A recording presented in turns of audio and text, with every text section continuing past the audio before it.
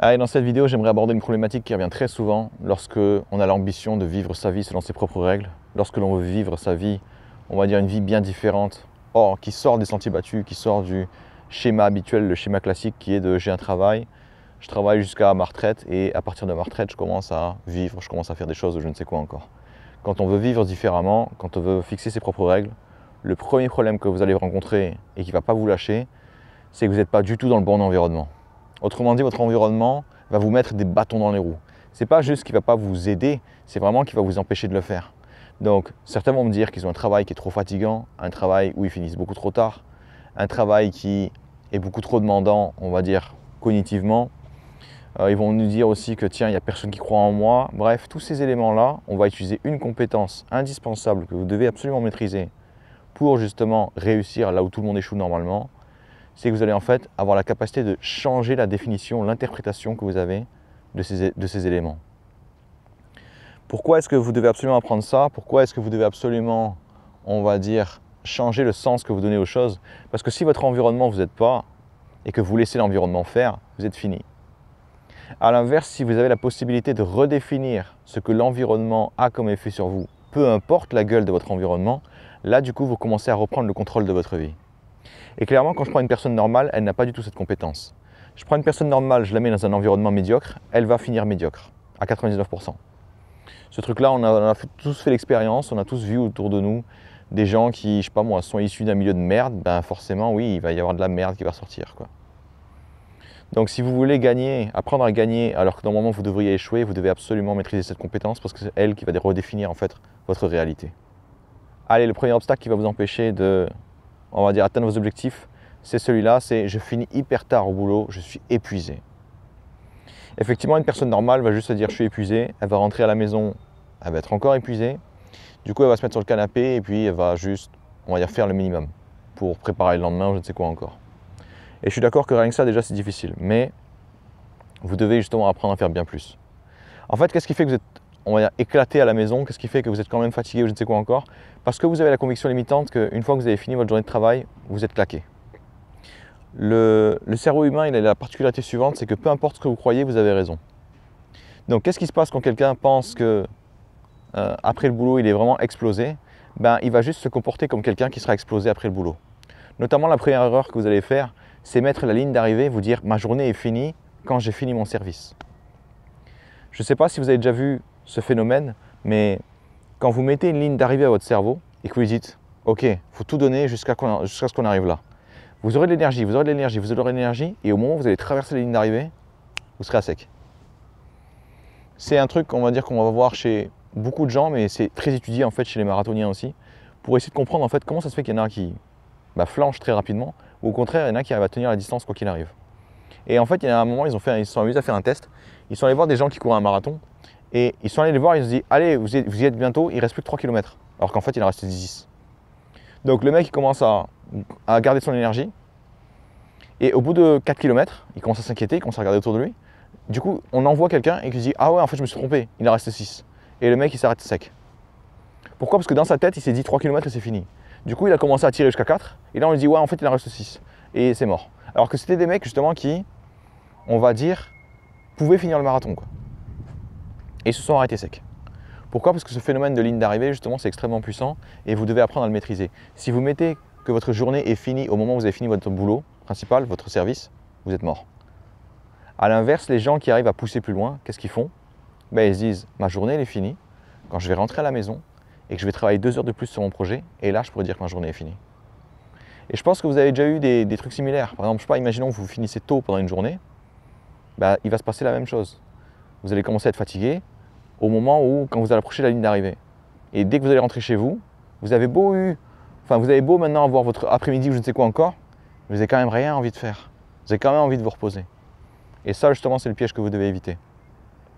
Qu'est-ce qui va se passer aussi quand vous rentrez du boulot et que vous êtes épuisé? Encore une fois, cette fatigue est mentale. Elle est liée à j'ai mis une ligne d'arrivée, etc. Ce que vous allez faire aussi, c'est apprendre à vous donner de l'énergie sur commande, surtout si c'est une fatigue mentale. Alors, ce que je dis là, c'est vrai uniquement si vous ne soulevez pas les sacs de ciment toute la journée ou si vous n'êtes pas déménageur, en gros, vous n'êtes pas fatigué physiquement. Physiquement, c'est voilà, si vous avez fait énormément d'efforts, vous avez les muscles qui sont en miettes ou je ne sais quoi encore, ok, ça je peux comprendre. Mais tout ce qui est fatigue mentale, ça se règle. Comment ça se règle? de la même façon que vous avez inconsciemment ou consciemment réglé vos problèmes de motivation quand vous deviez faire des trucs que vous aimez bien. Je pense que vous avez déjà tous vu ce truc-là. Vous êtes, on va dire, c'est vendredi soir, ou même c'est vendredi tout court. Il y a des gens en fait qui sont claqués toute la journée parce qu'ils se disent putain, c'est vendredi, oh, c'est la dernière journée, oh, j'en peux plus, vivement le week-end. Donc vous vous dites que ces mecs-là sont fatigués en fait. Donc quand ils vont finir leur service, ils vont aller dormir. Pas du tout. Au moment où c'est plus le travail, là d'un coup ils retrouvent de l'énergie comme pas possible. Ils commencent à se faire des plans sur tout le week-end. Ils vont être occupés tout le temps, je ne sais quoi encore. Ça n'a aucun sens. Et pourquoi ça n'a aucun sens? Parce qu'en fait, la fatigue mentale, c'est ça. Quand vous êtes fatigué sur le moment, vous vous dites que vous ne pouvez rien faire. Et dès que vous commencez à vous focaliser sur ce qui compte réellement pour vous, sur les bénéfices que vous allez avoir, sur le plaisir que vous allez en tirer, sur le temps que vous allez passer avec les amis ou je ne sais quoi encore, les conneries que vous allez faire, tout de suite là, ça vous donne de l'énergie. Je pense que ça vous est déjà arrivé de, je sais pas, c'est une journée, vous n'avez rien envie de faire, et puis d'un coup, il y a un événement, une sortie qui est proposée ou je ne sais quoi encore, vous dites ah ouais, putain, j'ai trop envie d'y aller, et là d'un coup, vous avez de l'énergie. C'est ça en fait que vous voulez apprendre à faire. Et qu'est-ce qui se passe en fait concrètement quand vous êtes dans ce truc-là? Inconsciemment, votre attention qui était sur les emmerdes, sur je suis fatigué, sur j'ai bien envie de dormir, je ne sais quoi encore, ça devient waouh tous les bénéfices. Waouh tout ce qui va être génial pour moi. Et là justement, quel est le bénéfice que vous devez vous créer à ce moment-là? C'est le bénéfice qui est lié directement à votre véritable objectif. Imaginons que vous me dites, moi en fait si je veux vivre ma propre vie, c'est parce que je veux me libérer de toutes ces injonctions à la con de la société, me disant que je dois faire X, je dois faire Y, je dois faire Z. Non, moi tout ce que j'ai envie de faire, je sais pas, je dis n'importe quoi, c'est jouer de la guitare. Tout ce que j'ai envie de faire, c'est un jour jouer dans une petite salle. Tout ce que j'ai envie de faire un jour, c'est je ne sais pas quoi encore. Vous mettez ce que vous voulez tant que c'est votre véritable objectif. Tant que c'est un truc qui est suffisamment important pour vous donner, on va dire, la force de combattre. Moi, par exemple, c'était quoi? Quand j'avais un boulot de merde, que je faisais du 40 heures par semaine et que j'étais payé en dessous du SMIC, dès que je finissais mon service, je me disais, là maintenant, je peux reprendre ma formation pour aider des gens à arrêter de souffrir. Là, maintenant, je peux reprendre ma formation, je peux reprendre mes entraînements, je peux reprendre mes exercices pour, on va dire, mettre en pratique les outils que je vais proposer aux gens pour leur montrer en fait comment utiliser ça. Je vais pouvoir développer ma cohérence, je vais pouvoir développer, on va dire, ma capacité à influencer les gens, je vais pouvoir développer ma capacité à inspirer les gens pour qu'ils puissent passer à l'action. Et vous voyez, rien qu'en m'entendant parler, là, en train de vous dire ça, vous voyez déjà que mon énergie augmente. Pourquoi? Parce que je me connecte directement à ce qui est important pour moi. Et quand je fais ça, je m'en fous de ma fatigue mentale sur le moment. Je peux continuer à tourner comme ça pendant, on va dire, toute la journée. Comment est-ce que je fais ça? D'abord, j'ai une conviction aidante qui me dit la fatigue que j'ai à la fin de la journée de boulot, ce n'est pas une fatigue réelle, c'est une fatigue mentale. Vous avez eu des preuves dans votre vie des dizaines de fois que c'était que du pipeau. Les gens en fait qui font du sport ou de la musculation, je ne sais quoi encore, ils sont très au fait de ce truc-là. En fait, quand ils font des séries ou je ne sais quoi encore, qu'ils n'en peuvent plus, ils savent que la première fois où leur cerveau leur dit « Ah non, mais là, franchement, là, tu devrais arrêter », ils savent que ce moment-là où ils sont en train de négocier avec eux-mêmes pour dire « Non, non, mais je ne peux pas faire plus », c'est du pipeau. Alors, qu'est-ce qu'ils font? Ils passent à travers. Et qu'est-ce qui se passe en fait quand ils passent à travers? Au bout d'un moment, le cerveau, il fait « Ouais, c'est bon, c'était juste une blague. Vas-y, c'est bon, tu peux continuer. » En vrai, tu n'es même pas à 60%, quoi. Et ensuite, il y a une deuxième barrière comme ça, où le cerveau il commence vraiment à négocier avec vous et dire ouais mais là franchement t'as abusé, tu vas te blesser, tu devrais arrêter, franchement regarde, t'arrives même pas à faire cela, je ne sais quoi encore. Et qu'est-ce qui se passe? Ils savent que c'est du pipeau aussi. Du coup qu'est-ce qu'ils font? Ils traversent. Et ensuite la troisième, quatrième, ça va dépendre de votre niveau d'entraînement. Mais déjà les deux premiers niveaux, les deux premiers moments où vous commencez à négocier avec vous-même, vous savez que c'est de la merde. Et là où les gens normaux, qu'est-ce qui se passe parce qu'ils n'ont pas fait cette expérience plusieurs fois, ils pensent que ce qu'ils ressentent sur le moment c'est la vérité. Alors quand ils vont être fatigués mentalement, ils vont se dire je suis vraiment fatigué, il faut que j'aille dormir. Donc qu'est-ce que moi je démolis en fait dans cette relation? C'est je suis fatigué, je ne suis pas concentré sur la bonne chose, au lieu de je dois dormir. Je suis fatigué mentalement, c'est-à-dire que mon attention n'est pas là où il faut. Je commence à faire un exercice sur où est-ce qu'il est mon attention. Ah oui, je mets mon attention sur le fait que le boulot est chiant. Je mets mon attention sur le fait que mon collègue m'a fait chier. Je mets mon attention en fait sur le fait que j'ai des clients qui sont chiants aujourd'hui ou je ne sais quoi encore. Alors qu'en fait, si je commence à relativiser, je comprends tout de suite que mon boulot à la base, c'est un boulot alimentaire. Il y a un truc à faire, il faut le faire. Et moi, en même temps, mon véritable objectif, c'est de réaliser mes rêves. Donc comment est-ce que je vais faire pour réaliser mes rêves? Me focaliser dessus. Et malheureusement pour les gens normaux, on a tendance à se focaliser sur ce qu'on a en face de nous. Ça, du coup, il faut le virer. Donc premier élément que vous allez changer, je finis tard du boulot, je suis épuisé. Tant mieux, ça me permettra de développer la capacité d'appeler de l'énergie sur commande, de maîtriser mon attention pour mettre ça sur ce qui compte réellement pour moi, mes objectifs. Et surtout, je vais apprendre aussi à mettre la ligne d'arrivée, non pas à la fin de mon service, mais à la fin de ma véritable journée, on va dire de mon véritable projet. Deuxième, on va dire, obstacle qui aura tendance à freiner les gens extrêmement rapidement. Je ne peux pas quitter mon boulot et me lancer à plein temps dans la recherche de mon objectif. En fait, il y a plein de gens qui pensent que vivre sa vie, c'est vivre sa vie maintenant. Non, je vous confirme que c'est clairement pas quelque chose qui est naturel, je vous confirme que c'est clairement pas quelque chose qui, on va dire, est normal, dans le sens où c'est vraiment pas disponible pour tout le monde. Pourquoi? Parce qu'en fait, la société est organisée pour que vous soyez optimisé pour trouver un emploi dans une entreprise. Pas pour que vous soyez épanoui, pas pour que vous soyez heureux, pas pour que je ne sais quoi encore. Du coup, c'est pas du tout normal de vivre sa vie, de vivre, on va dire, de ne pas attendre la validation des autres ou je ne sais quoi encore. Donc quand quelqu'un va se dire « tiens, moi je veux vivre ma vie, etc. », il aura tendance à se dire « il faut que je le fasse maintenant, il faut que je le fasse à fond ». C'est faux. C'est faux parce que vous allez vous battre contre des années et des années et des années de conditionnement pour vous empêcher justement de sortir, on va dire, du sentier battu. Vous allez vous battre contre des années de conditionnement à croire que vous n'en valez pas la peine, que vous n'avez pas ce qu'il faut, que ce n'est pas pour vous, que les rêves finalement c'est pour les enfants ou je ne sais quoi encore. Autrement dit, il y a énormément de boulot. Si vous quittez votre job du jour au lendemain pour vous lancer là-dedans, ça va être très compliqué pour vous de durer. Évidemment, si vous avez des économies de folie et que vous êtes assez frugal, que vous ne dépensez pas beaucoup d'argent, je ne sais quoi encore, ok, vous pouvez le faire, ça, il n'y a aucun souci.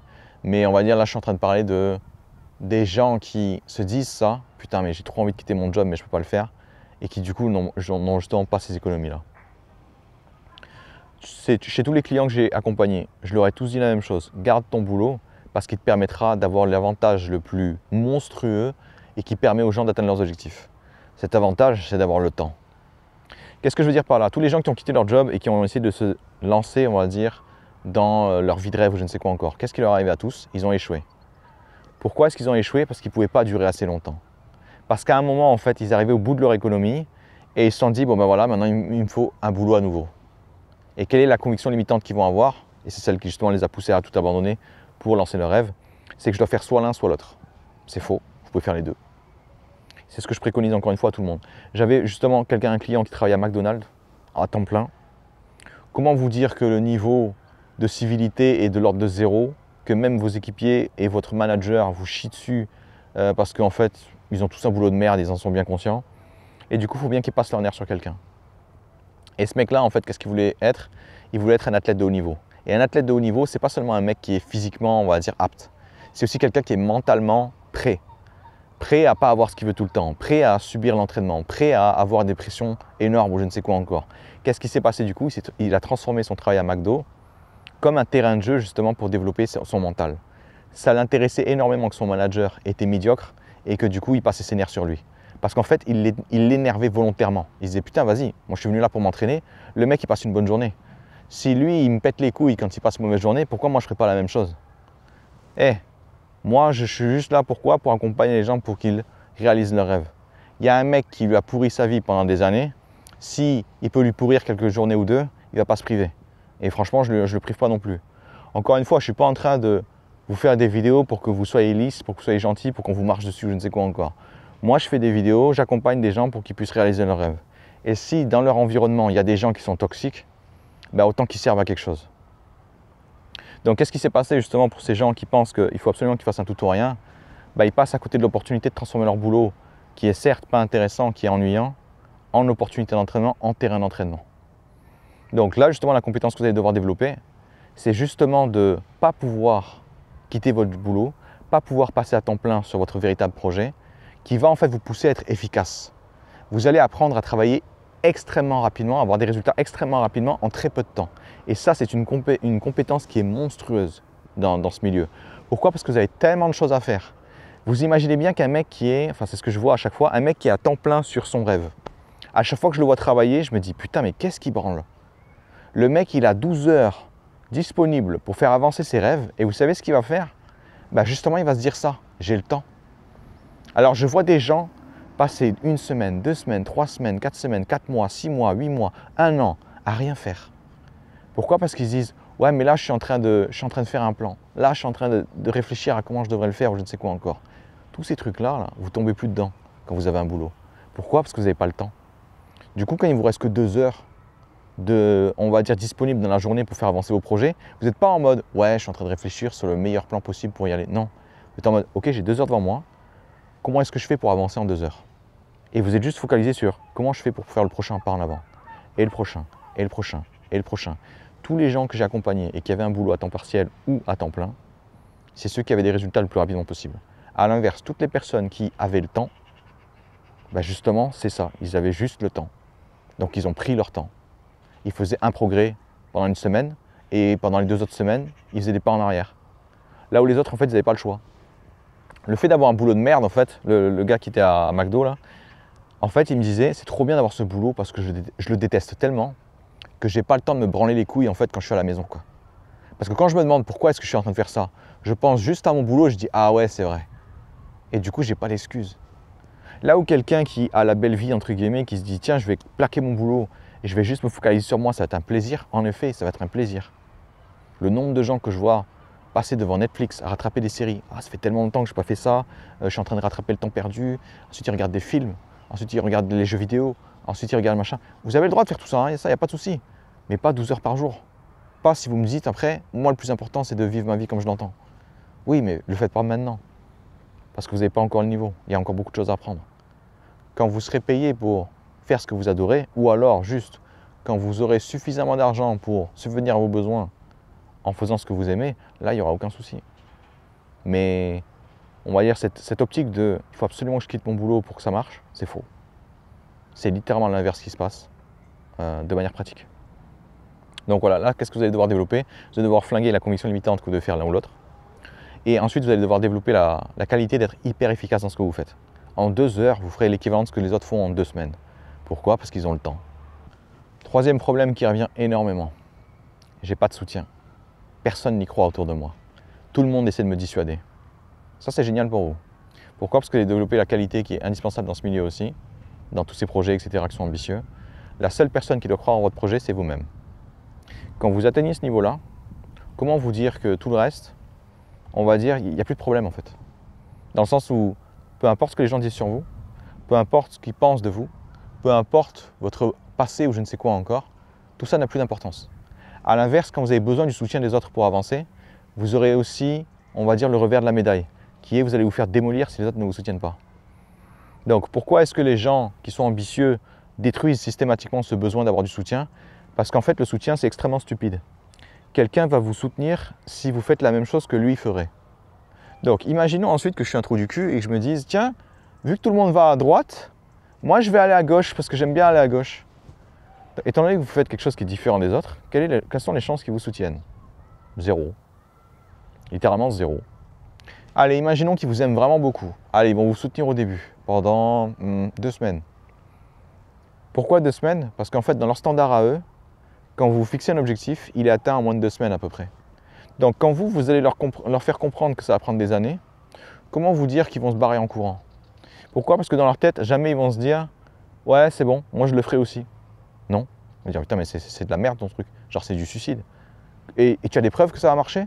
Ah bah non, en fait, le but, c'est pas d'avoir des preuves. Le but, en fait, c'est juste de se lancer et de vivre une aventure et de s'améliorer petit à petit jusqu'à y arriver. Je dis, ouais, du coup, tu n'as aucune idée, quoi. Donc, quand vous commencez à comprendre comment marche le soutien, vous comprenez tout de suite que vous l'aurez jamais de gens qui sont normaux. Vous l'aurez jamais de gens, en fait, qui voient la vie différemment. Évidemment, si vous avez 2 personnes avec vous ou plusieurs personnes avec vous qui ont le même projet que vous, là, ils vont vous soutenir, il n'y a pas de souci. Par contre, le problème que vous allez avoir aussi, c'est que ils vont surtout vous demander du soutien. Pourquoi? Parce que si ces gens-là ont besoin de soutien pour avancer, ils en auront besoin tout le temps. Pourquoi? Parce que vous allez faire des trucs durs tout le temps. Ça ne sera jamais facile en fait. Et là aussi, le truc du « ça ne sera jamais facile », c'est génial pour vous parce que ça vous permettra de comprendre que même si c'est difficile, c'est lundi quoi. Genre vous serez là en train de… Au début, vous serez en train de paniquer hein, parce que on va dire, c'est rare dans votre ancien boulot, dans votre ancienne vie, de faire des erreurs. Mais quand vous allez comprendre que vivre une vie ambitieuse, c'est faire des erreurs tout le temps, au bout d'un moment, ça va devenir la routine, quoi. Et ça, il y a beaucoup de gens qui vont avoir du mal à le comprendre. Donc, ce truc de « ouais, mais j'ai besoin de soutien pour y aller », c'est excellent parce que vous allez devoir le matraquer, vous allez devoir le massacrer. Encore une fois, comment vous allez faire ça? En comprenant déjà que le soutien est impossible à avoir si vous faites un choix qui est différent des autres. Autre élément aussi qui vous permettra de comprendre que ce soutien ne vous sera pas utile, vous devez faire l'expérience de ne pas être soutenu par tout le monde. Vous devez faire l'expérience que tout le monde vous dissuade. Et ensuite, vous devez quand même travailler. Pourquoi est-ce que je vous dis qu'il faut aussi que vous fassiez ça? Parce que quand je vais essayer de convaincre quelqu'un qui doit y aller quand même, ce n'est pas logiquement que je vais le comprendre. Logiquement, j'ai fait que 50% du taf. Il faut aussi que j'arrive à le convaincre émotionnellement. Comment on fait pour convaincre émotionnellement quelqu'un qu'il faut faire quelque chose? Il doit vivre l'expérience. Il doit être devant sa tâche. Il doit, on va dire, être ici en train d'essayer d'avancer, se planter lamentablement et avoir des gens de la famille, des amis, des proches qui lui disent « Ah, ça avance pas ton truc, hein. En vrai, tu devrais arrêter. Hein. » C'est ça l'expérience que vous devez vivre. Et à ce moment-là, en fait, vous allez avoir le choix. Les croire, vivre votre vie. Et si à ce moment-là, vous vivez votre vie, si à ce moment-là, vous continuez encore de vous planter, si à ce moment-là, vous continuez jusqu'à ce que ça marche, félicitations, vous avez fait l'expérience d'être la seule personne qui avait besoin de croire en vous. Et du coup, là, vous avez commencé justement à véritablement on va dire, vous séparer du besoin d'être soutenu. Et il faut aussi savoir que le besoin d'être soutenu, c'est quelque chose qui a été créé, on va dire, complètement artificiellement aussi, de toutes pièces. À la base, quand vous regardez un enfant, je sais pas, je prends un enfant qui... voilà, c'est le carnaval. C'est un enfant, il a envie de se déguiser en cow-boy. Donc, il se déguise en cow-boy le jour du carnaval, il passe une super journée. Demain, il a envie de mettre quoi? Ouais, son déguisement de cow-boy. Pourquoi? Parce que c'était trop bien en fait. Qu'est-ce qui va se passer à ce moment-là? Ben, les parents vont essayer de dissuader. Ah mais non, tu peux pas faire ça. Ah mais pourquoi? Ben, tous les autres, ils vont se moquer de toi. Tu veux pas qu'on se moque de toi? Tu veux pas qu'on dise des choses sur toi quand même? Ben, en fait, je m'en fous, moi je serai un cow-boy, j'en ai rien à péter quoi. Bon, évidemment, le gamin, il va pas dire ça. Mais c'est l'esprit qui va vous envoyer. Dire, ah ben non, tu peux pas faire ça. Tu peux pas faire ça parce que si les autres ils se moquent de toi, ben, du coup, tu pourras plus jouer avec eux, tu pourras plus machin. Et voilà, félicitations, vous venez de créer le besoin de soutien chez un gamin. C'est-à-dire qu'il est plus libre de prendre ses propres décisions. Il a absolument besoin de la validation des autres. Il a absolument besoin que des inconnus lui disent que ce qu'il fait est bon. Donc ce besoin de soutien en fait a été créé de toutes pièces. Et s'il a été créé de toutes pièces, si vous avez pu apprendre quelque chose qui sort de nulle part, vous pouvez aussi le désapprendre. Voilà, ça justement, ça vous permettra de vous séparer du « Ah ouais, mais j'ai pas de soutien ». L'autre élément qui revient aussi, c'est en fait, j'ai pas d'argent pour, on va dire, suivre les formations spécialisées qui me permettraient d'aller tellement plus vite. Ouais, bah vous allez faire comme tout le monde. Vous allez faire du sale. Vous allez aller sur YouTube et vous allez vous former tout seul. Vous allez, on va dire, mettre de l'argent de côté quand vous pourrez et un jour, peut-être, vous paierez une formation.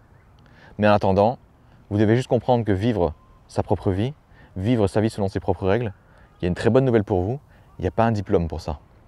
Et s'il n'y a pas un diplôme pour ça, il n'y a pas de formation spécialisée pour ça. Ça veut dire quoi? Ça veut dire qu'en effet, imaginons que vous voulez vous lancer dans un métier ou je ne sais quoi encore, ben vous allez devoir y aller on va dire, au culot. C'est aller voir des gens et leur dire, bon ben voilà, j'ai pas d'argent pour le machin, j'aimerais juste apprendre, est-ce que c'est possible ou pas? Et vous allez recevoir plein de noms, mais genre beaucoup. Et quand vous allez recevoir plein de noms, en attendant que les gens répondent, en attendant que, on va dire, votre mail reçoit une réponse ou je ne sais quoi encore, vous allez faire ce qu'il y a de meilleur pour vous, pardon. Vous allez regarder sur YouTube et vous allez prendre des tutos. Évidemment, ce que je dis là est vrai pour, allez, on va dire 95% des projets potentiels pour vous permettre de vivre votre vie. Mais effectivement, si vous visez plutôt un boulot comme je veux devenir médecin ou je ne sais quoi encore, oui, là par contre, là vous n'aurez pas trop le choix. Dans le sens où être médecin, c'est, on va dire, quelque chose qui est protégé.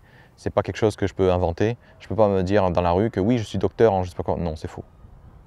Dans ce cas-là, oui, en effet, vous allez devoir apprendre à développer une autre compétence qui est, est-ce que je sais gérer mon budget? Est-ce que je peux vivre en dessous de mes moyens? Est-ce que justement je peux mettre de côté? Et on va dire faire le prêt, c'est pas un truc que je vous conseille de faire tout de suite parce que c'est un gros engagement.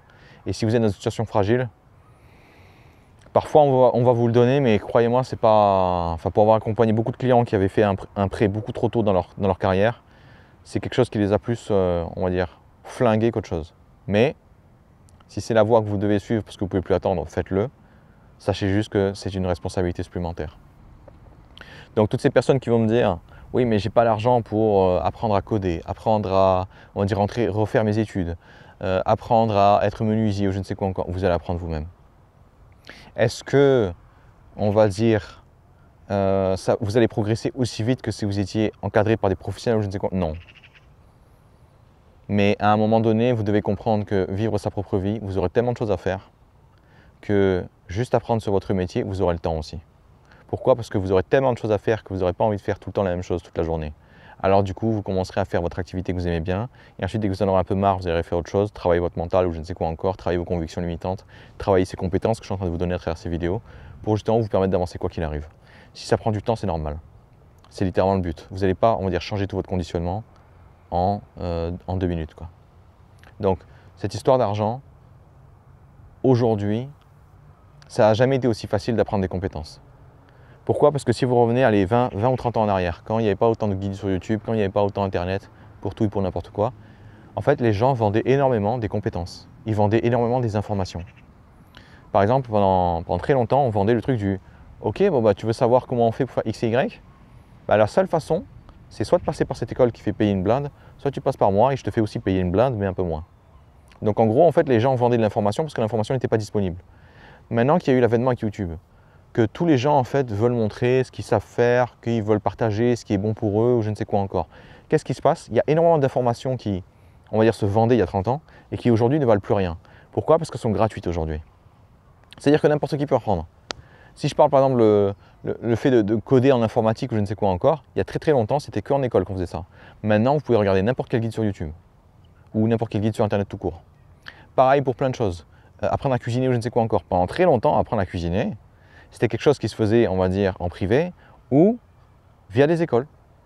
Ok, tu veux une certaine, on va dire, expertise ou je ne sais quoi encore. Aujourd'hui, vous avez des chefs qui font plein de vidéos pour vous apprendre tel type de mouvement, je ne sais quoi encore. Est-ce que vous allez être un chef dans un restaurant? Non. Par contre, vous aurez largement les compétences nécessaires pour lancer votre propre qu'on s'appelle boutique ou je ne sais quoi encore. Pareil pour les boulangers. J'ai accompagné 2 personnes qui veulent devenir boulanger, ou pâtissier plutôt, pardon, boulanger-pâtissier, et ils ont tout appris en fait de leur côté, dans leur cuisine. Jusqu'au moment où ils se sont dit, tiens, maintenant je vais lancer ma propre boutique et je vais travailler pour moi. Donc, est-ce qu'ils ont exactement le même profil que les gens qui ont été, on va dire, formés dans une école? Non, absolument pas. Mais du coup, ça ne les a pas empêchés, eux, de faire en sorte que leur boutique fonctionne pour eux. Elle est différente. Donc, cette histoire de j'ai pas assez d'argent pour me payer des formations spécialisées, ben justement, faites la deuxième meilleure solution qui est, ben je vais me former moi-même avec les informations disponibles partout. Allez, dernier point aussi que je voulais aborder dans cette vidéo, c'est qui revient très souvent, et je comprends en fait d'où ça vient. Ce problème, c'est j'ai pas de modèle, j'ai pas de gens qui me ressemblent, qui pourraient me montrer que c'est possible. J'ai pas de gens avant moi avec ma situation qui me montrent que c'est quelque chose de réalisable. Et du coup, j'ai peur, du coup, je me sens pas à l'aise ou je ne sais quoi encore. J'ai eu le même cas, dans le sens où j'étais dans une industrie où les gens réussissaient à partir de 16 ans, parce qu'en gros, c'était des gens qui avaient énormément de talent, énormément de facilité, etc. Les gens qui réussissaient avec un profil similaire au mien, au job similaire au mien, c'était des gens qui étaient entourés, enfin qui étaient dans l'entourage de ces gens qui étaient incroyables et qui du coup en fait avaient une place, avaient un job parce que c'était les amis de quelqu'un, les contacts de quelqu'un, l'oncle de quelqu'un ou je ne sais quoi encore, le neveu de quelqu'un ou je ne sais quoi encore. Donc je suis en fait l'une des premières personnes à, on va dire, vivre de cette passion, vivre dans cette industrie, avoir une clientèle qui me permet d'en vivre alors que je ne connaissais personne, que je n'avais aucun contact, que personne ne voulait de moi, que je ne suis même pas rentré dans une équipe professionnelle avant de réussir. Bref, j'avais le parcours le plus atypique possible. Et comment est-ce que j'ai fait pour tenir alors que j'avais aucune preuve que ça allait fonctionner? Je me suis dit, s'il y a effectivement personne qui a mon profil, je veux être cette première personne, je veux être ce fer de lance qui montrera que c'est possible, que la voie, c'est celle-là, voilà comment il faut faire, voilà les grands principes, et justement pour inspirer la génération suivante. Donc si vous n'avez pas, on va dire, d'exemple typique qui vous ressemble pour vous montrer que c'est possible, que vous pouvez y arriver, il est temps de devenir cet exemple pour les autres. Je sais, c'est injuste. Je sais, ça fait chier parce que vous allez devoir essuyer les plâtres pour tout le monde. Mais c'est justement ça qui est bien, parce que si vous devez essuyer les plâtres pour tout le monde, vous savez exactement pourquoi ça marche et pourquoi ça ne marche pas, et qu'est-ce qui vous bloque. Autrement dit, quand vous allez réussir, il n'y a personne qui pourra vous enlever cette réussite. A l'inverse, les gens qui ont des centaines d'exemples que c'était possible, et du coup ils se lancent pour ça, qu'est-ce qui se passe en fait? Ils ont une fragilité, on va dire, une résilience qui est vraiment très très faible. ils vont pas arrêter de se dire « oui, mais pour eux, ça a marché, pourquoi ça ne marche pas pour moi ?»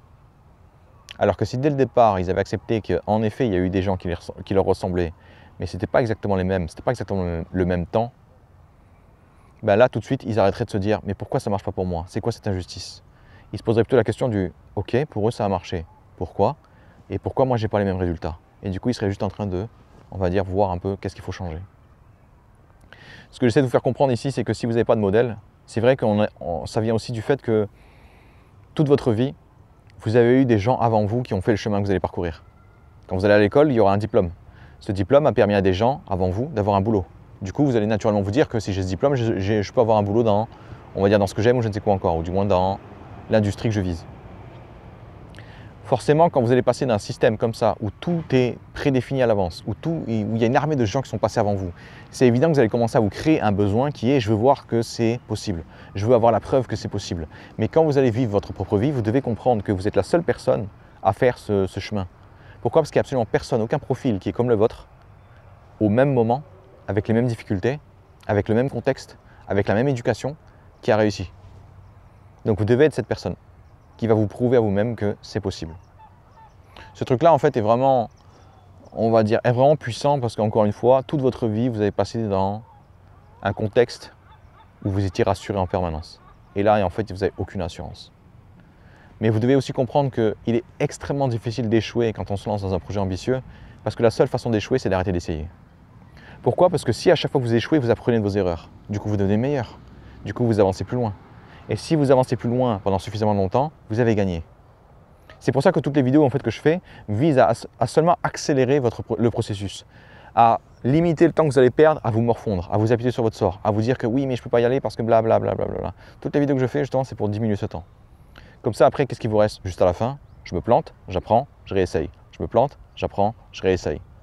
Et quand on joue à ce jeu-là, on comprend vite que la ligne d'arrivée, elle ne bouge pas, mais vous bougez, vous vous rapprochez. Donc votre réussite n'est qu'une question de temps. Et comment on fait pour accélérer ce temps-là? On vire en effet le temps que vous allez passer à vous morfondre, mais aussi on accélère votre vitesse de progression. Et comment on accélère ça? En vous enlevant des trucs qui n'ont rien à faire dans votre tête. Encore une fois, la seule façon pour vous d'échouer, c'est d'arrêter d'essayer. Une fois que vous avez compris ça, vous arrêtez juste jamais d'essayer et vous savez que vous allez y arriver.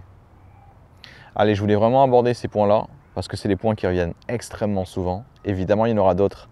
Enfin, il y a encore 5 autres raisons auxquelles je peux penser, mais elles sont un peu moins fréquentes. Donc, je ferai ça peut-être dans une autre vidéo. Mais ne serait-ce que ces 5 premiers vous permettront justement de relativiser l'inconfort que vous ressentez en ce moment, si vous avez l'une de ces difficultés, et juste de comprendre que, tiens, en effet, mes lacunes, en effet, mon environnement qui est imparfait, va me permettre de développer des qualités qui sont inestimables pour quelqu'un qui veut en fait tracer sa propre voie. Et dès que vous comprenez ça, vous arrêtez de vous focaliser sur l'instant présent qui est certes inconfortable et vous commencez à vous projeter dans le futur. Encore une fois, un problème est un problème uniquement quand il est face à moi, dans l'instant présent. J'ai un accident de voiture. Je sais, certains vont me dire « Ah bah vas-y, va transformer ça en truc positif ». Bah justement, c'est même pas moi qui vais le faire, c'est un de mes clients. C'était un motard. Il a eu un accident de voiture, il a perdu l'usage de ses jambes. Sur le moment, clairement, ça l'a fait gravement chier. Et pendant très longtemps, ça l'a fait chier. Jusqu'au moment où il se rend compte que le fait de perdre ses jambes lui a permis de comprendre qu'il devait arrêter de se plaindre. Il devait arrêter de se focaliser sur ce qu'il ne pouvait plus faire. Il devait arrêter de gâcher sa vie. Et il s'est dit, tu sais quoi, j'ai peut-être perdu mes jambes, mais maintenant j'ai compris un truc sur la vie. Il est hors de question que je la gâche. Il est hors de question que je passe mon temps à me plaindre. Il est hors de question que je passe mon temps à, on va dire, être en colère contre le monde ou je ne sais quoi encore, parce que c'est trop difficile de ne pas avoir ses jambes ou je ne sais quoi encore. Du coup, il a commencé à faire plein d'activités qu'il ne s'autorisait pas à faire juste parce qu'il n'avait pas de jambes. Et même des activités en fait qui sont stupides. Par exemple, il voulait faire du piano. Et ok, il ne pouvait pas utiliser les pédales, mais il peut quand même faire du piano. Et tout ce que vous devez comprendre en fait, c'est que un obstacle est un obstacle uniquement dans l'instant présent. Et ensuite, ce qui va dépendre, enfin ce qui va définir si l'obstacle est emmerdant ou si c'est une opportunité, c'est ce que vous allez faire par la suite. Clairement, pendant toutes les années où il se plaignait sur lui-même, le fait de perdre ses jambes était horrible. Et quand il a arrêté de se plaindre, c'était une bénédiction. Il me le disait tous les jours. Tous les jours, j'étais fatigué. Mais tous les jours, je me rappelais de la chance que j'avais d'avoir des bras, des mains et surtout d'avoir toujours le haut de mon corps. En effet, j'ai perdu mes jambes. Et en effet, je vois tous ces gens qui marchent et qui prennent plaisir à la vie et je me dis, je veux faire pareil. À l'inverse, il y a aussi les gens qui n'en profitent pas. Ils se disent, putain, ces mecs-là, ils ne se rendent pas compte, ils ont des jambes. Alors je sais, quand je vous dis ça, vous me dites, putain, mais il est débile le mec ou quoi? Ben non, mettez-vous à la place d'un mec qui a perdu ses jambes. Lui, franchement, il voit en fait le bonheur qu'il y a d'avoir des jambes. Il voit tout ce qu'on peut faire. Moi, tous les matins, je vais marcher pendant 2 heures. Pourquoi? Parce que c'est à cause de lui en fait. Moi, j'avais pas envie de marcher, j'avais pas envie de courir. Et parfois, quand je me mets à courir, je dis, putain, je peux courir quoi. Est-ce que c'est pas incroyable? Donc, qu'est-ce que je suis en train de faire ici? Justement, je suis en train de mettre mon attention là où je veux, là où c'est utile pour moi, pour me donner l'énergie nécessaire pour faire des choses. Ou alors, je peux effectivement laisser mon environnement définir mon attention pour moi, me plaindre toute la journée et avoir une vie de merde. Ça, c'est clairement un choix. Cette vidéo était là juste pour vous permettre de vous dire que vous avez le choix en fait. Vous n'avez peut-être pas le meilleur environnement possible, mais c'est vous qui allez déterminer si ça va être un frein ou si ça va être une opportunité. Allez, bon courage à vous et amusez-vous.